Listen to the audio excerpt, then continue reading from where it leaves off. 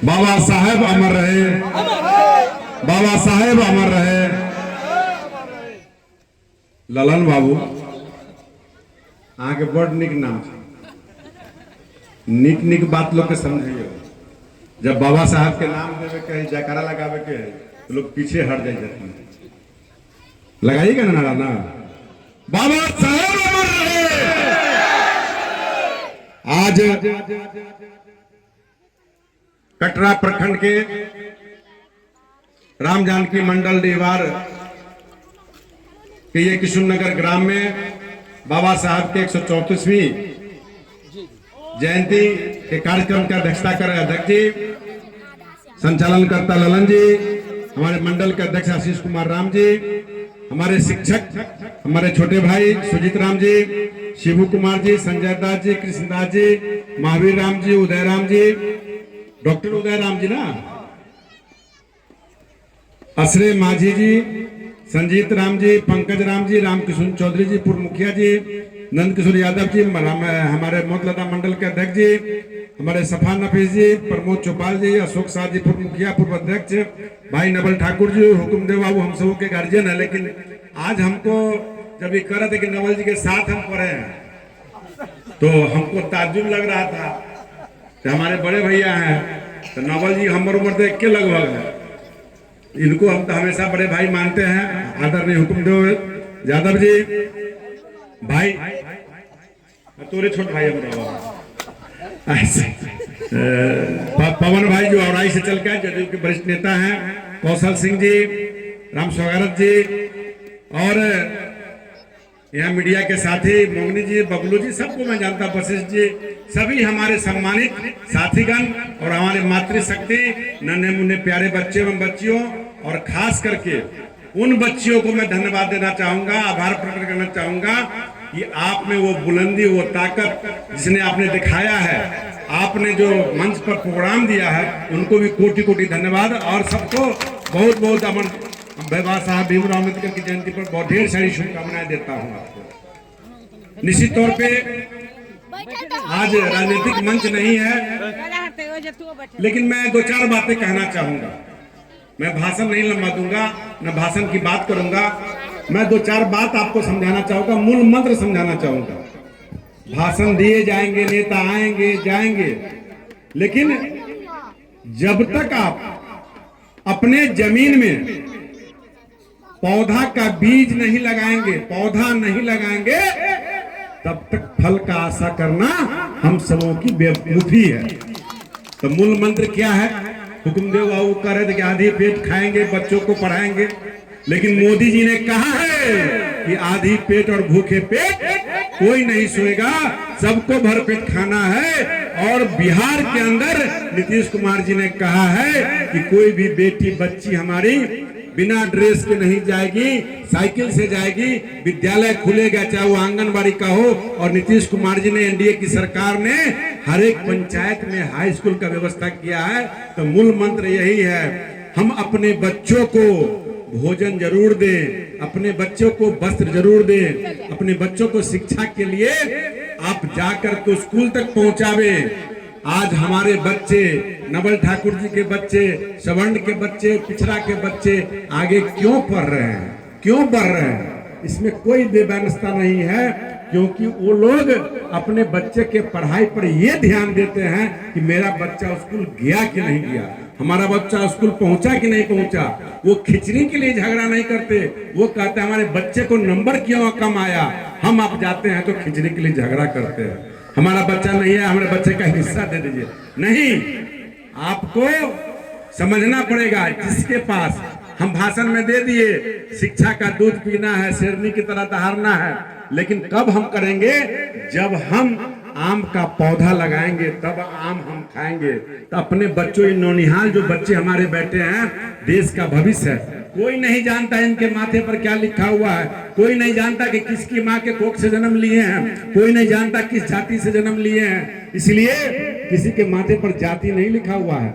नवल जी के और ये तमाम जो यहाँ मुस्लिम हमारे भाई बैठे हैं, यादव जी बैठे हैं, पटेल जी बैठे हैं, अगर ये बाहर चले जाए कोई नहीं कहेगा कि ये फलाने जाति के हैं। प्रभु ने, भगवान ने, अल्लाह ने सबको एक बनाया है, मानव रूप दिया है। जाति दो है, पुरुष और महिला। इसके अलावा जाति की अगर बात करते हैं तो जाति पशु पक्षी में है। किसी मनुष्य की आवाज के बोलने से आप पकड़ के बता सकते हैं कि ये फलाने आशीष राम जाति के, राम सूरज जी यादव जाति के हैं। कोई माइक पर, फोन पर बता के नहीं बता सकता बाहर में। लेकिन कहीं से अगर हाथी दहाड़ेगा तो हम कहेंगे हाथी की जाति बोल रहा है। कौवा, कोयल, पशु पक्षी, घोड़ा, गधा, सबका आवाज अलग है, लेकिन मनुष्य का आवाज अलग नहीं है। तो हम सब लोग एक हैं, लेकिन किसी कारणों से जो प्रवर्ती सरकार, प्रवर्ती व्यवस्थाएं रही, मैं किसी को कोसना नहीं चाहता हूं। आज दलित भाइयों के मन में भाव आता है, पीड़ा आता है। मैं कहना चाहूंगा, पटेल जी कह रहे थे इस बात को, हम लोगों ने नहीं झेला है, इस कष्ट को सहा है। समान परिवार से आते थे, किसान का बेटा थे, और जब पढ़ने के लिए जब कहीं जा गए तो हम लोगों ने वहां भी प्रताड़ना को सहा है, झेला है। लेकिन अगर मैदान छोड़ के चले जाइएगा तो जिंदगी भर कायर कहलाइएगा। हार हो या जीत हो, आपको सामने रहना होगा, स्कूल जाना होगा, पढ़ाई करना होगा, लड़ना होगा। लड़िएगा तो जीतिएगा या हारिएगा, पढ़िएगा तो फेल होइएगा चाहे पास होइएगा, लेकिन बार बार पढ़ के पास होना है। अंबेडकर जी ने के बारे में मैं 2 शब्द कहना चाहूंगा। जब विदेश में पढ़ाई कर रहे थे तो विदेशियों ने कहा, अरे यार सब लोग सोया है, तुम जगे हुए हो।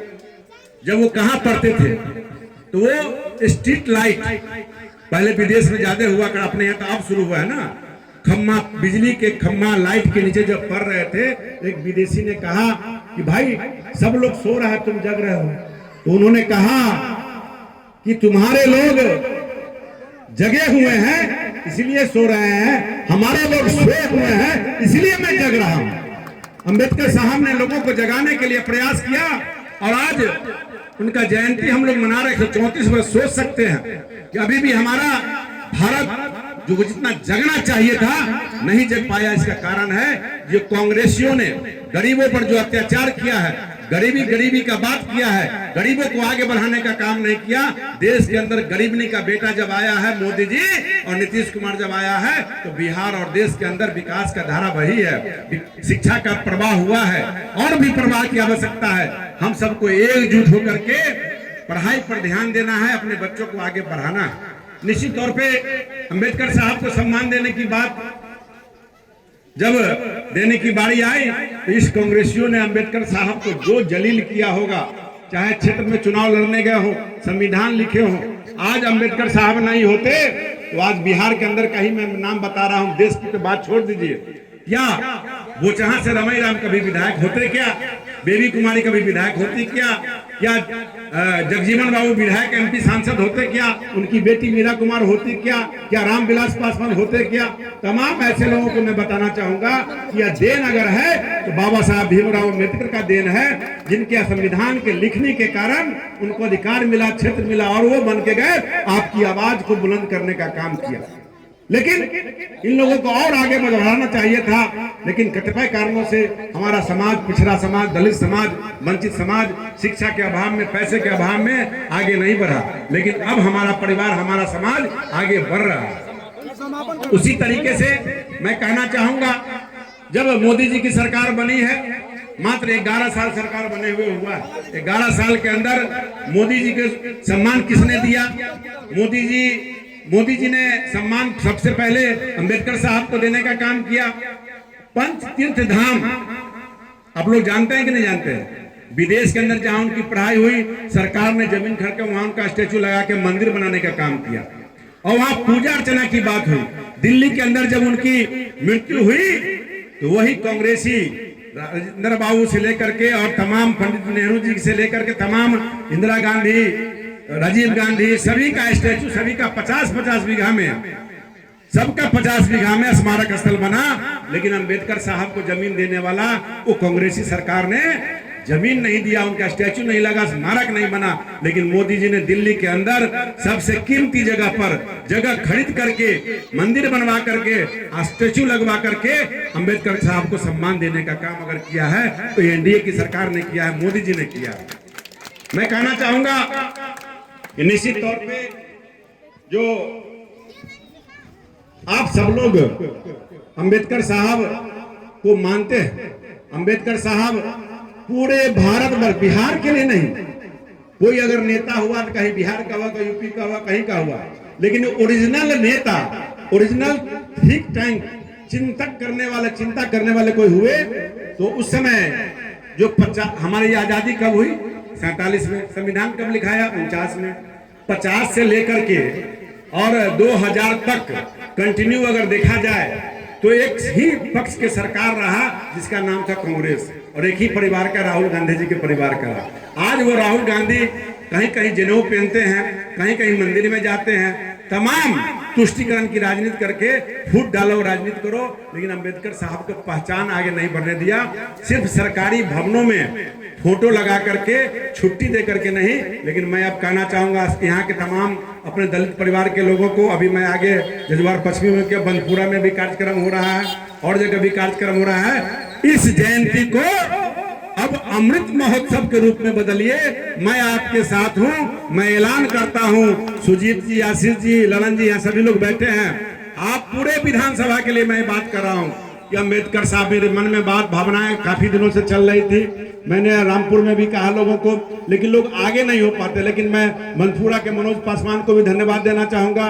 वो मेरे पास आए, लड़ करके मुझसे, उन्होंने अंबेडकर साहब के नाम पर भवन का निर्माण के लिए लिखा। अभी हमने जजुआर पश्चिमी में वहां सरोज पासवान जी कार्यक्रम करा रहे थे। मैंने कहा कि आप जो ये व्यवस्था कर रहे हैं, अंबेडकर साहब का जो फोटो लगेगा मैं अपने पैसे से लगवाने का काम करूंगा, और अंबेडकर साहब का जो चबूतरा और छतदार चबूतरा होगा जिसमें ग्रिल लगा होगा, गेट बंद होगा, और अंबेडकर साहब का महोत्सव अब एक दिन का नहीं होगा, बड़े महापुरुषों का महोत्सव, बड़े बड़े हम सब लोग एक सप्ताह तक मनाते हैं। उसी तरह 13 को शुरू हो और 14 को समापन हो।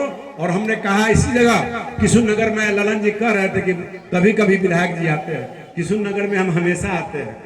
शायद ललन जी कम रहते हैं जगह, इसलिए नहीं देखते होंगे। मैं जितना अति व्यस्तता होने के बावजूद भी मैं सभी जगह जाता हूं, आता हूं, आता रहूंगा। राजनीति है, चुनाव में लगा रहता है, व्यस्त रहता है, लेकिन किशोर नगर में कहीं भी आपकी कमेटी अगर तय कर ले, जहां सरकारी जमीन कम से कम 1-2 डिसमिल हो, वहां पर सरकारी भवन चबूतरा लगाने का मैं प्रयास करूंगा। इसी वित्तीय वर्ष में मैं लिख करके ओके करता हूं। और निश्चित तौर पे अगर सरकारी जमीन नहीं है, कोई लोग चाहते हैं कि छोटा अपने जगह में बनाना चाहें, तो व्यवस्था कमेटी के द्वारा करे, उसमें मैं मूर्ति का अपने तरफ से डोनेशन करने का वादा करता हूं। और औराई विधानसभा से चैनल के माध्यम से भी मैं कहना चाहूंगा, मेरे विधानसभा क्षेत्र के अंतर्गत जहां भी जिस दलित भाइयों की इच्छा हो, जहां जगह मिले, आप हमसे मिलिए। बाबा साहब का जो जयंती 135वीं जयंती जो हम लोग मनाएंगे, वो महोत्सव के रूप में मनाएंगे। और पूरे 13 को संध्या में कार्यक्रम हो। तमाम अपने भाई बहन, गरीब, दलित, शोषित, वंचित के लोगों से कहना चाहूंगा, ये आपके आराध्य हैं, ये आपके पूजनीय हैं, आदरणीय हैं, क्योंकि कलम में ऐसी ताकत है। लाठी में ताकत कम होता है, लाठी के बदौलत राजनीति सब दिन नहीं चल सकता, लेकिन कलम के बदौलत, कलम में वैसी ताकत है कि कौन कहां चला जाएगा, किसकी बेटी पायलट बनेगी, डॉक्टर बनेगी, किसका बेटा इंजीनियर बनेगा, कोई नहीं जानता है। और जिस दिन बेटा का कामयाबी मिलेगा, बेटी को कामयाबी मिलेगा, उस दिन बड़े बड़े जमींदार आपके पास आएंगे कि आपके बच्चे से हमको काम है, थोड़ा एक पैरवी हमको करा दीजिए। इसका मूल मंत्र है शिक्षा, और बार बार कोसने से नहीं होगा। जो बीत गई सो बात गई, जब जगा तब सवेरा। आज से आप जगो, संकल्प लो कि हमको शिक्षा प्रदान करने के लिए शिक्षा ग्रहण करना पड़ेगा।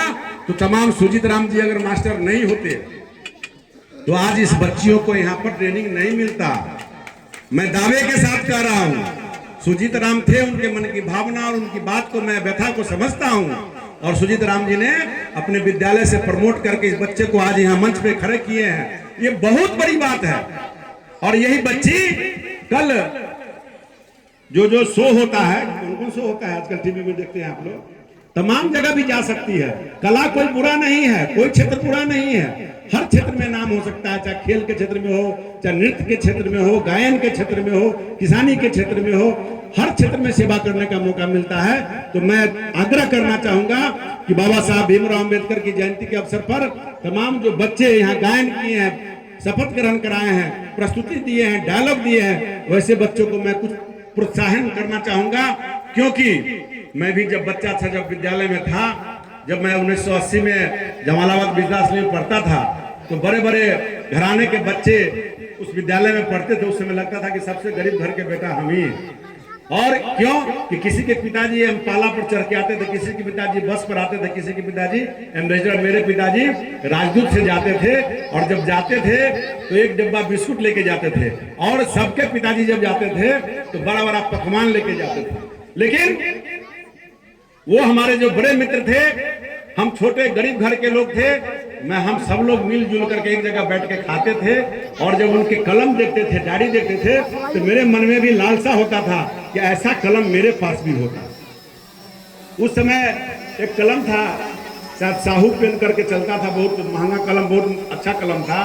तो मेरे मन में कि ये भी कलम मेरे पास होगा तो मुझको कौन देगा। तो मैंने अपने एक रिश्तेदार को कहा कि आप जब मिलने आइएगा वो वाला कलम लेके आइएगा। तो बच्चा का सबसे प्यारा चीज होता है कलम, किताब, कॉपी। कलम में ऐसी शक्ति है, जो आप पढ़ लिख लेंगे तो जब कलम आपका चलने लगेगा तो बड़े बड़े लोगों का होश ठिकाना आ जाएगा, बड़े बड़े बाहुबली का होश ठिकाना आ जाएगा, बड़े बड़े जमींदारों का होश ठिकाना आ जाएगा। वो कलम में ताकत होना चाहिए और वो बुद्धि होना चाहिए। तो कोई भी गरीबनी का बेटा हो, चाहे जमींदार का बेटा हो, चाहे अधिकारी का बेटा हो, चाहे बिजनेसमैन का बेटा हो, अगर वह शिक्षा ग्रहण करता है तो कहीं भी किसी भी पद पर आगे जाएगा। वैसे बच्चे को मैं आग्रह करना चाहूंगा सुजीत राम जी से कि आप वैसे बच्चे को लाइए। और सबसे अभी का कलम जो अच्छा होता है, मेरे जो ध्यान में है, पार्कर कलम होता है। सबसे अगर कम दाम का कलम आता है तो 100 रुपया का आता है, और 5000 तक का भी कलम होता है। तो मैं आज अपने उन बच्चे को कहना चाहूंगा कि सब बच्चा, यहाँ वो कलम नहीं मिलेगा, मुजफ्फरपुर में मिलेगा। जितने बच्चे यहाँ आएंगे, जितने कला प्रदर्शित किया है, उतने पैसा मैं सुजीत राम जी को दूंगा। और सुजीत राम जी मुजफ्फरपुर से पार्कर कलम लाके सभी बच्चे को गिफ्ट करेंगे। पैसा मैं भी देता हूँ और उनको मैं सम्मान करूंगा। दूसरा, ललन जी अभी कह रहे थे, उनकी बात को मैं रखना चाहूंगा कि निश्चित तौर पे जितनी पीड़ा आपको, उससे दुगुना पीड़ा हमको भी है। लेकिन सरकार बीच में सौभाग्य कहिए, दुर्भाग्य कहिए, आना जाना लगा रहा, और जिस कारण से उतार चढ़ाव हुआ। लेकिन खुशखबरी है, एक बार तो लखनपुर की खुशखबरी पहले स्पेशल सुन लीजिए। जो आपका टेंडर कंप्लीट हो गया है, गाय घाट के रोशन कुमार ने ठेकेदारी फाइनल, लगभग उनको एग्रीमेंट एक सप्ताह के बाद होने वाला है, 10 दिन के बाद होने वाला है। और ये रोड जो पहले था वैसा रोड नहीं बनेगा, ये रोड 18 फीट चौड़ा बनेगा, और इसमें चिट्टी नहीं सटाएगा, इसमें मेटल डाल के हेबिटेशन, जो जिस तरह से जाले आपका मेन रोड है 18 फीट चौड़ा, उसी हिसाब का रोड ये 5-5.5 किलोमीटर का जो दूरी है लखनपुर टू जजुआर, ये रोड फाइनल आपका हो गया है, क्लियर है। ये मई के लास्ट तक आपका बनने में हाथ भी लग जाएगा, इसलिए ताली तो बजा दीजिए। इसके अलावा आपको बता दें कि जजुआर में 42 करोड़ का, वो भी रोड उसी में 42 करोड़ के लागत से, 42 करोड़ के लागत से लगभग 32 से 34 रोड का टेंडर हो गया है, जिसका शुरुआत आपको 15 मई के बाद कहीं ना कहीं शिलापट बोर्ड लगना शुरू, काम चालू हो जाएगा। और आई विधानसभा क्षेत्र के अंतर्गत 2 पैकेज में, एक 32 करोड़, एक 20 करोड़, 52 करोड़ के लागत से वहां भी सारे रोड बनाए। यानी टोटल मेरे विधानसभा क्षेत्र में 115 यानी 100 करोड़ से ऊपर, 100 करोड़ से ऊपर, 1 अरब से ऊपर की राशि से 115 रोड बनना तय हो गया। उसके अलावे आपका ये पुल, जो बक्ची पुल है, वो भी हाथ लग चुका है, जो 550 करोड़ का है। दूसरा, गरहा से हथौड़ी होते हुए औराई भवनगामा, जिसका टेंडर में चला गया, जो वो बन जाएगा तो औराई जाने वाले को सुविधा हो जाएगा। इसके अलावा 5 अरब 20 करोड़ के लागत से जनार से दोनों तरफ, जनार और पटौझा दोनों तरफ, चमुंडा स्थान खंगड़ा तक का 51 किलोमीटर का बांध बनना तय हो गया है। इसका भी टेंडर हो गया, उसका भी मई महीने में मेरे ख्याल से ठेकेदार लोग अलॉट हो जाएंगे, आ जाएंगे, वो भी काम चालू हो जाएगा। इसके अलावे लगभग 1 दर्जन पुल, गोरधोवा का पुल हो, गंगैया का पुल हो, बनपुरा का पुल हो, नौलखा का पुल हो, उसके अलावे सुंदरखौली, आपको बसुआ, रमनगरा, जोका पुल, धररवा का फुलवड़िया घाट, तमाम ऐसे करके लगभग 1 दर्जन यानी 12 पुल का भी काम टेंडर होकर काम प्रक्रिया में चला गया है। तो आप लोग धैर्य रखिए। जजुआर का सब स्टेशन भी पास आपका हो गया, वो भी होने वाला है, मई जून में टेंडर हो जाना चाहिए उसका भी। यानी विकास हुआ है और भी विकास होगा, ये गारंटी के साथ करें। इसलिए गारंटी दे रहे हैं कि मोदी है तो मुमकिन है, नीतीश कुमार है तो मुमकिन है, एनडीए की सरकार है तो मुमकिन है। एक एक चीज पर ध्यान। और वो भी दिन हमको याद है 2009 के में जब चुनाव लड़ने आए थे, चाहे वो जजुआर हो, चाहे औराई हो, चाहे वो हथौड़ी हो, वो भी दिन मुझे याद है। बहुत व्याख्यान करने की आवश्यकता नहीं है, दिन बदला है और भी बदलेगा। आप घबराइए नहीं, धैर्य के साथ रहिए। और धैर्य के साथ मोदी जी हमारे साथ हैं, नीतीश कुमार हमारे साथ हैं, राम सूरत जी आपके बेटा, आपका भाई है, तो औराई का विकास हुआ है और भी आगे होकर रहेगा। बहुत बहुत धन्यवाद।